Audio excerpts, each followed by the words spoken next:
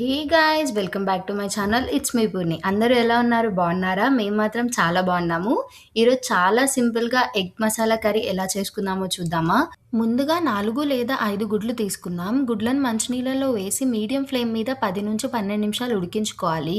గుడ్డు బాగా ఉడికిన తర్వాత చల్లని నీళ్ళల్లో వేసి కొంచెం సేపు ఉంచితే పొట్టు ఈజీగా వచ్చేస్తుంది. ఇప్పుడు ఉడికించిన గుడ్లను పొట్టు జాగ్రత్తగా తీసి పక్కన పెట్టుకోవాలి. గుడ్డు పగలకుండా క్లీన్‌గా పీల్ చేసుకుంటే ఫైనల్‌గా కర్రీ చూడ్డానికి కూడా చాలా బావుంటుంది. ఇప్పుడు ప్యాన్‌లో కొంచెం ఆయిల్ వేసి ఉడికించిన గుడ్లను వేసుకుందాం. అర స్పూన్ పసుపు, ఒక స్పూన్ కారం, కొంచెం ఉప్పు చల్లి మీడియం ఫ్లేమ్ మీద అన్ని వైపులా మెల్లగా ఫ్రై చేసుకోవాలి. ఇలా ఫ్రై చేయడం వల్ల గుడ్డు మీద మంచి కలర్ ఒస్తుంది. అలాగే కర్రీలో వేసిన తర్వాత కూడా మసాలా చాలా బాగా పడుతుంది. లైట్ గోల్డెన్ కలర్ వచ్చేంత వరకు వీటిని ఫ్రై చేసుకొని పక్కన పెట్టేసుకోండి.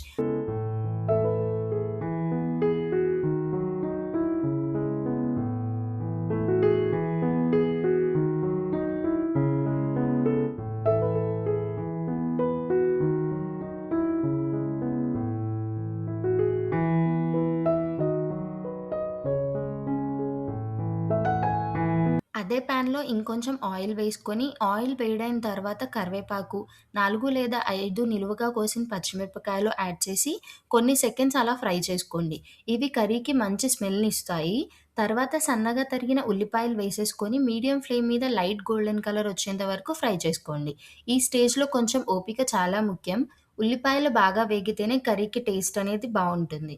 ఇప్పుడు ఒక టేబుల్ స్పూన్ అల్లం వెల్లుల్లి పేస్ట్ యాడ్ చేసి పచ్చివాసన పోయేంత వరకు 2 నిమిషాల వరకు ఫ్రై చేసుకోండి.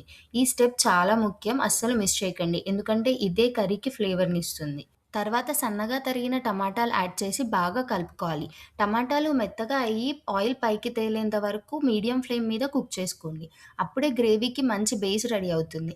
ఇప్పుడు కారం, ధనియాల పొడి, జీలకర్ర పొడి, కొంచెం పసుపు, అలాగే రుచికి సరిపడా ఉప్పు యాడ్ చేసుకోండి. ఇప్పుడు ముందుగా ఫ్రై చేసిన గుడ్లను ఒక్కొక్కటిగా యాడ్ చేసుకోండి. గుడ్లకి చిన్న చిన్న కట్స్ పెట్టుకోండి. దానివల్ల మసాలాలనేవి చాలా మంచిగా పడతాయి.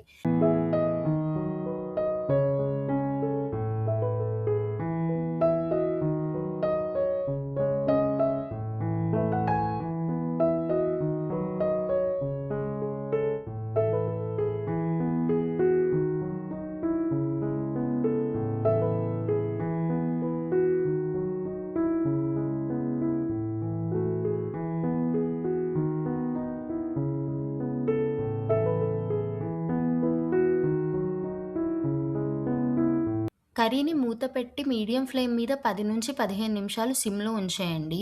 ఈ టైంలో గుడ్లకు మసాలా అనేది చాలా బాగా పడుతుంది.